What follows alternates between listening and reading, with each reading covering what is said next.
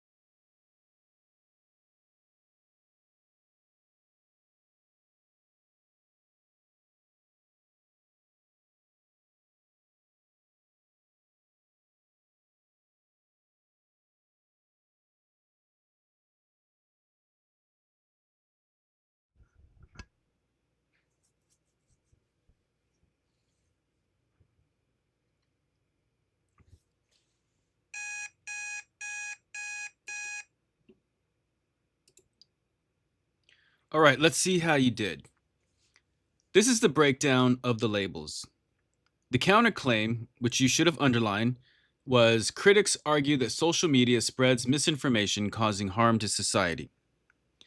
The refutation is, which you should have double underlined, this argument overlooks the fact that social media platforms have invested in fact-checking systems that detect and remove false information. The evidence, which you should have bracketed, is according to a 2023 study by the Digital Literacy Institute, misinformation detection has improved by 70% in the past 5 years. Your conclusion, which you should have encircled, is thus the idea that social media causes more harm than good is outdated and ignores ongoing improvements in content moderation. So, let's look at the 4 essential parts of a rebuttal paragraph. You need to acknowledge the counterclaim. You need to recognize the opposing argument. You need to refute the counterclaim. Explain why it is flawed, misleading, or incomplete. You need to provide evidence. Support your rebuttal with research, facts, and examples. And you need to reinforce your argument. Conclude by connecting back to your main claim. Task 2. Complete this rebuttal. Below is a counterclaim for an argument. Your task is to complete the rebuttal paragraph by filling in the missing parts. Here's the counterclaim. Some believe that increasing the minimum wage will cause businesses to lay off employees because they cannot afford higher salaries. Refutation, however, you complete it. Your evidence is, according to a 2022 economic study, states that increased their minimum wage saw higher employment rates because workers had more money to spend. Conclusion, therefore, again, you need to finish this off. You've got 2 minutes.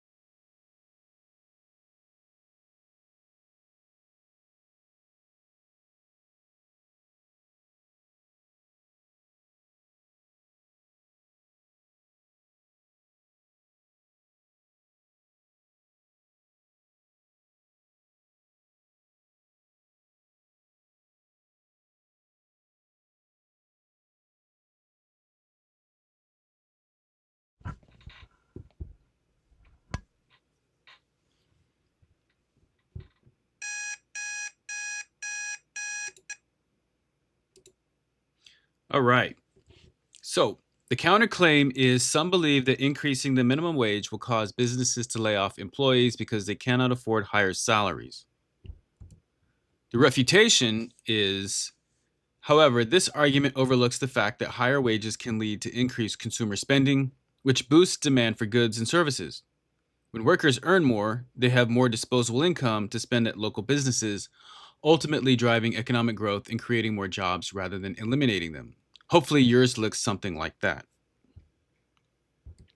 Your evidence is already done for you. According to a 2022 economic study, states that increased their minimum wage saw higher employment rates because workers had more money to spend. And your conclusion should look something like this. Therefore, raising the minimum wage does not necessarily lead to job losses. Instead, it can strengthen the economy by increasing consumer purchasing power and stimulating business revenue, which may lead to job creation rather than layoffs. Task 2, why this rebuttal works. A strong rebuttal paragraph is effective because it acknowledges the counterclaim. It fairly presents the opposing argument. Some believe that increasing the minimum wage will cause businesses to lay off employees because they cannot afford higher salaries. It refutes the counterclaim logically. The rebuttal directly addresses why the opposing claim is flawed. However, this argument overlooks the fact that higher wages can lead to increased consumer spending, which boosts demand for goods and services. It provides strong evidence. A factual study is used to support the argument. According to a 2022 economic study, states that increased their minimum wage saw higher employment rates because workers had more money to spend. And it reinforces the main argument. The conclusion ties everything together and restates the position convincingly. Therefore, raising the minimum wage does not necessarily lead to job losses. Instead, it can strengthen the economy by increasing consumer purchasing power and stimulating business revenue. Here are some common mistakes in writing rebuttals. The first, being too aggressive or dismissive. Not including specific evidence to support the rebuttal. No evidence. Misrepresenting the opposing viewpoint. Here are some examples of weak rebuttals and common mistakes. The first, being too aggressive or dismissive. This is a weak rebuttal. Only an ignorant person would believe that raising the minimum wage causes job losses. Businesses are just greedy and don't want to pay workers fairly. Why this doesn't work. The tone is aggressive and dismissive, making the argument seem emotional rather than logical. It attacks the people who hold the opposing view rather than addressing their argument with logic and evidence. A stronger rebuttal would be, while some argue that raising the minimum wage leads to job losses, research shows that it can actually stimulate economic growth by increasing consumer spending. Another example of a weak rebuttal is not including specific evidence to support the rebuttal. Here's an example. That's not true because raising wages always helps the economy. Why this doesn't work. The refutation is too vague and doesn't explain why the counterclaim is incorrect. There's no evidence or supporting details to make the argument convincing. A stronger rebuttal would be, however, studies show that when wages increase, consumer spending rises, leading to economic growth. According to a 2022 economic study, states that raised their minimum wage saw an increase in job growth, not layoffs. Another example of a weak rebuttal is misrepresenting the opposing viewpoint. Here's an example. People who think raising the minimum wage will lead to job losses believe that all businesses will immediately fire half of their workers, which is simply ridiculous. Why this doesn't work. It exaggerates the counterclaim, making it seem more extreme than what most opponents actually believe. This is actually a straw man argument, which weakens credibility because it argues against a distorted version of the opposition's stance. Watch for those fallacies in your rebuttal paragraphs. A stronger rebuttal would be, some argue that increasing the minimum wage may cause small businesses to struggle with higher labor costs. However, research suggests that many businesses benefit from wage increases due to improved worker productivity and consumer demand. The goal in argumentation is always to be reasonable, not emotional, reasonable. Task 3, improving evidence and clarity. Revise the weak rebuttal below by improving the evidence and clarity of refutation. Here's the weak rebuttal. Critics claim that electric cars are too expensive for most people. However, this is wrong because many people buy them anyway. Electric cars are a good choice, and people should just save up for one. Rewrite this rebuttal to make it stronger by clearly addressing the counterclaim, providing specific and relevant evidence, and making the conclusion more persuasive. You have 5 minutes to complete this task.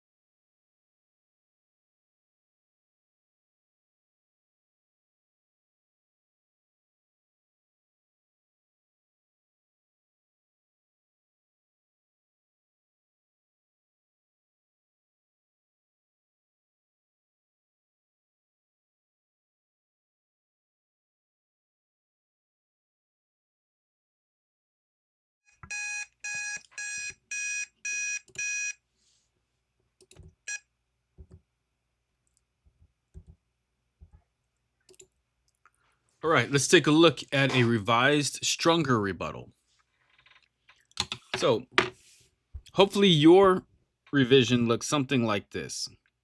Critics argue that electric cars are too expensive for the average consumer, making them an impractical option. However, this argument does not take into account the long term cost savings of owning an electric vehicle.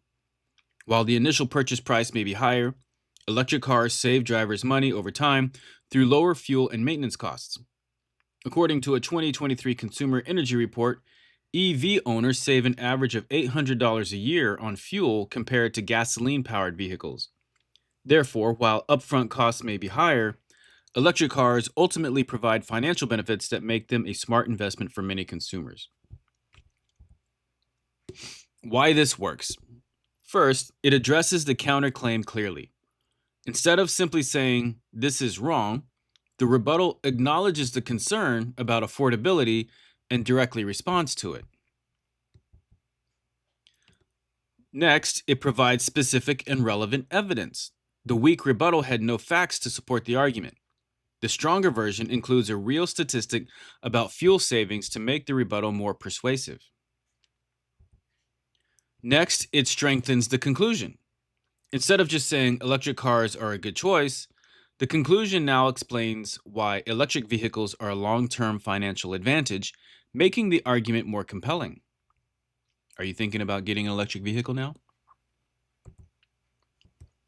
Now that you understand the components of a strong rebuttal, it's time to write your own full rebuttal paragraph from scratch. I'm just kidding. I don't care whether you get one or not. I just want you to be able to write a good rebuttal paragraph. How to write a strong rebuttal paragraph. These are the steps you need to follow. Acknowledge the counterclaim. You would say something like, critics argue that X, Y, and Z. Next, refute with logical reasoning. You'll say something like, however, this fails to consider all these other options. You need to support it with evidence. For instance, you can start off by saying, research shows that, and then you provide your facts, data, and statistics. Next, you need to conclude with reinforcement. You need to support your claims. Thus, this argument does not hold, right? Task 4, looking at your handout again. Choose one of the following topics and write a complete rebuttal paragraph using all 4 components. Work with your group. Choose one of these 3. Some argue that school uniforms limit students' self-expression. Critics claim that video games make teenagers more aggressive. Some people believe that online learning is less effective than in-person education. You need to make sure to acknowledge the counterclaim, write the first sentence with your peers, refute the counterclaim, discuss logical responses, add evidence, brainstorm relevant facts or examples, and then conclude, reinforce the original argument. You'll have 10 minutes to work on this one. Make sure you work with your group.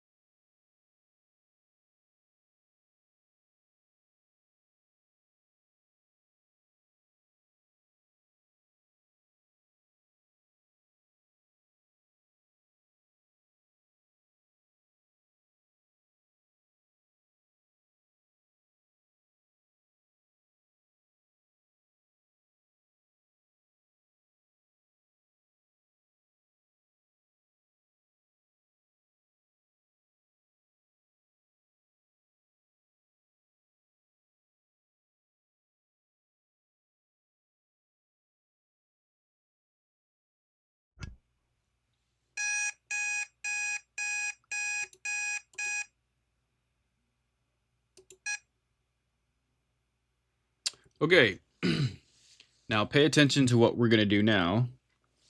We're going to do some peer review. What I want you to do is choose two people from your group to rotate to the table next to you. You're going to rotate clockwise. So, two people from table 1 move to table 2. Two people from table 2 move to table 3, and so on. People at the new table will look at the two newcomers' rebuttal paragraphs and review them. Everybody understand what we're doing? Two people from your group will rotate to the table next to you clockwise. Two from table 1 will move to table 2. Two people from table 2 will move to table 3, and so on.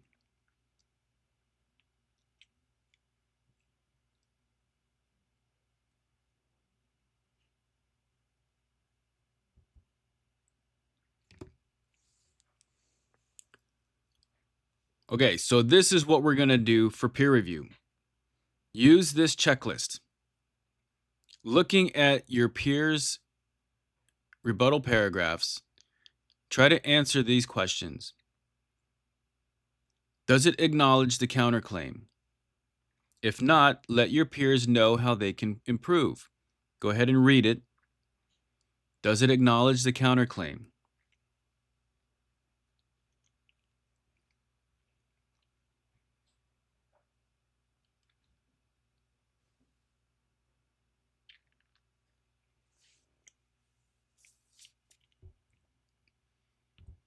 Number 2, is the refutation logical and well-reasoned? If not, let your peers know how they can improve.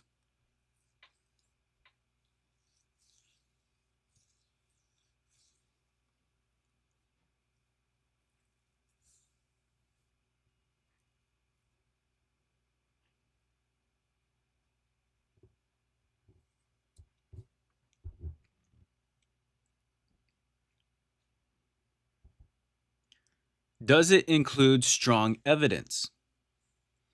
If not, let your peers know how they can improve. Does it include strong evidence?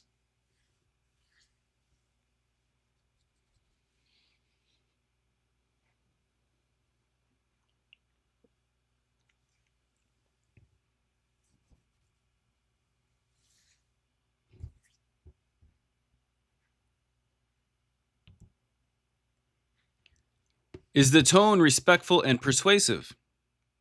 If not, let your peers know how they can improve. Is the tone respectful and persuasive?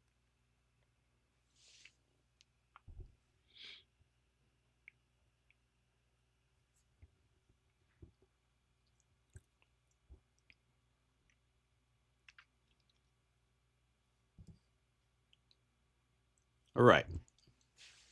Thinking about your writing process.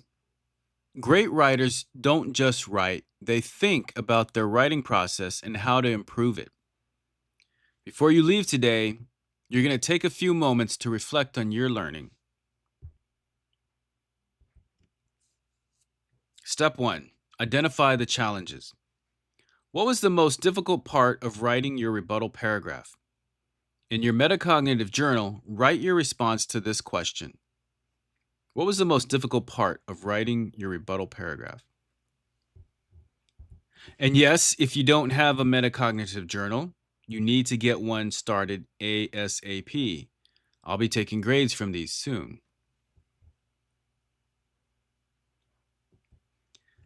Did you struggle with finding the right evidence, explaining your refutation clearly, or writing a strong conclusion? In your metacognitive journal, write your response to this question.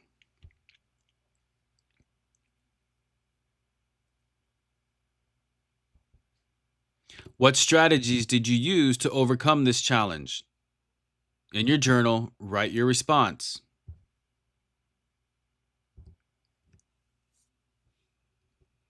So, answer these 3 questions in your metacognitive journal. If you don't have a journal started, use a piece of notebook paper for now and transfer it over into your journal later. I'll give you 5 minutes to work on this.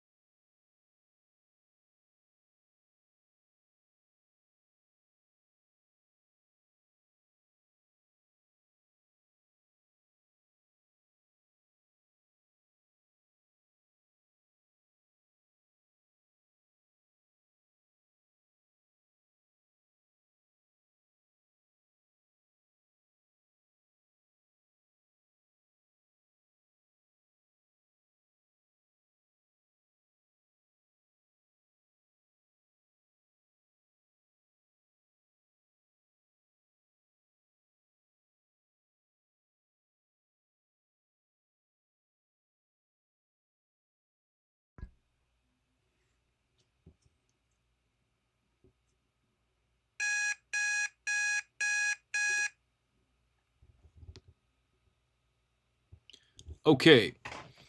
Step 2 is connecting skills to strong arguments. Why do you think a rebuttal paragraph makes an argument more convincing? In your metacognitive journal, write your response. Imagine reading an essay that doesn't include a rebuttal. How would that affect your perception of the argument? Again, write your response in your journal. How will you use rebuttal writing skills in your future essays? In your journal, write your response to this question as well. You're going to have 5 minutes to respond to these 3 questions in your metacognitive journal. We need to practice personal reflective writing.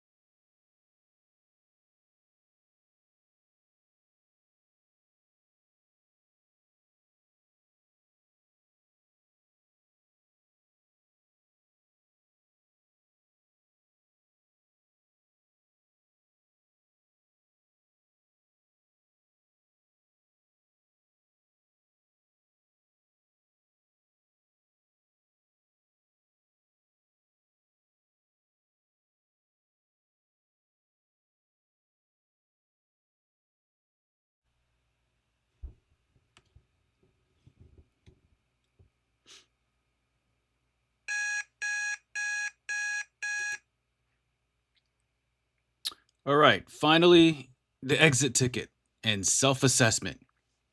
At the bottom of your handout, write 3 things you learned today about writing rebuttal paragraphs. And write 1 question you still have about rebuttal writing. Then turn and talk with your partners. Before submitting, discuss your responses with your peers. Did you face similar challenges, and what strategies did they use?